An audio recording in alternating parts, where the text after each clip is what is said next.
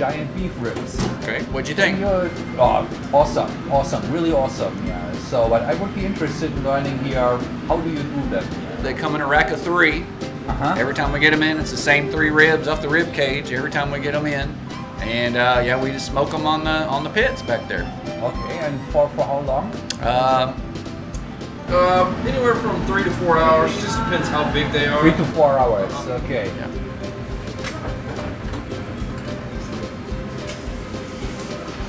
Brisket you smoke longer, no? Yeah, it's about 8 to 10 hours. 8 to 10 hours. Yeah.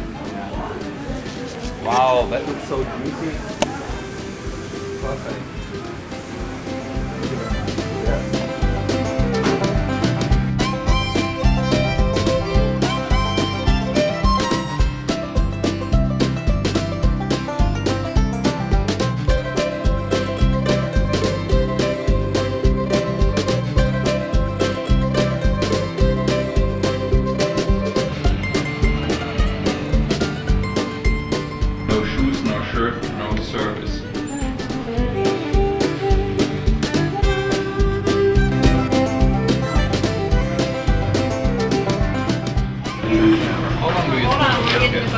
About 16 hours. 16 hours.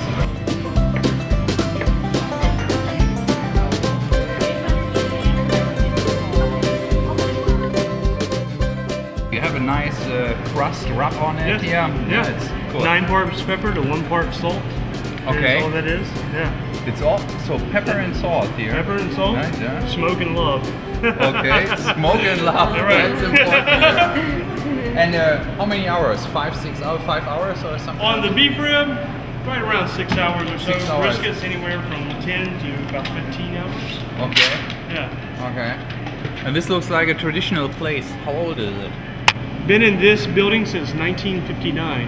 You first think, oh wow, that's a lot of pepper on it. But then when you eat it together with everything here, it really comes together. By coating the entire outside, you get some flavor kind of melting through it, and it's just after 15 hours or so of cooking at such a low temperature, it really starts to work magic. We like to refer to it as culinary alchemy. So this pit is wood fires, I guess. Yeah, absolutely. And I'll show you the firebox in the back. It's all offset firebox. What you'll find is the firebox will say be right here, and the cooking surface will be offset from that in a way, which is what separates a pit from a grill. A grill, whereas the source of the heat is directly underneath. And I feel that the United States, being as young of a country as it is, this is something that America, the United States, can sort of define, that they took and sort of made it a thing of their own, so to speak. Granted, it did have other roots, and we understand that, but it's one of the few things. As you can see, here's the firebox back here, and you can see how it's offset. We saw the grates are right here, and then you have the firebox offset back from here. Okay. So the source of the heat is just created right here, and then just drafts forward and through and up. Louis moved over here in 1959 and had this pit built. Wow.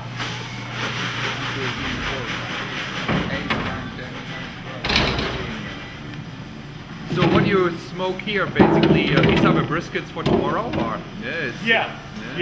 We've Wow. started the process today, and being 15 hours or whatever that it takes, what we do is we pull stuff off as it's done. We don't use any thermometers or anything like that, but we're constantly feeling and rotating and things like that, acting as human thermometers, human rotisseries.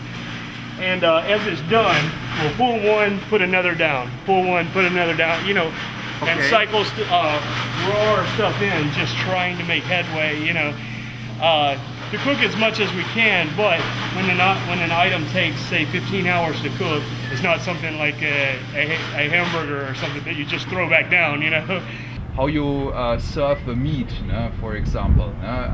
No sauce, or how do you call it? It's a dripping sauce here? It's a dipping sauce. It acts as a hydrating fluid, really. It's not, the spices encompassed in the sauce are the same ones in the rub. So there's really, you're not adding anything to it other than a little onion, a little tomato, a little tomato base. And this is, for example, what I love here. I mean, I love I call it the pure, the simple things. Sure. Yeah. So this is for me the highest quality. If you do that perfectly, then it's highest quality. But the others here, you try to cover something up, maybe here if something went wrong here, and with that kind of style you can't do it. No. You hit it or you miss it. Right. Correct. And I think beef in Texas kind of lends itself more to that style of cooking anyway. Yeah. Pork needs a little help. Chicken needs some help. Yeah. Just the white meats in general, I think, don't have the depth or range of flavor inherent into the meat itself. Yeah. The same that beef does.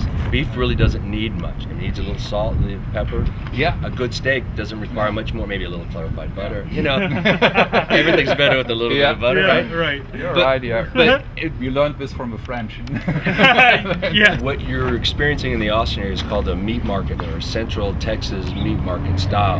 Yeah. That sort of all of them evolved out of meat markets as a way to preserve meats, either by smoking them or then preparing them for instant consumption. The Mexican influence as well in there, Okay. which brought a lot of the open fire. That's where the open fire came from. Okay. Is the Hispanic influence. I mean, when the Europeans first came here, I mean, the term barbacoa was used for the cooking of meats over fire. Okay. And so that technique has sort of been infused into the way we do things here. It's a cultural blend. Yeah.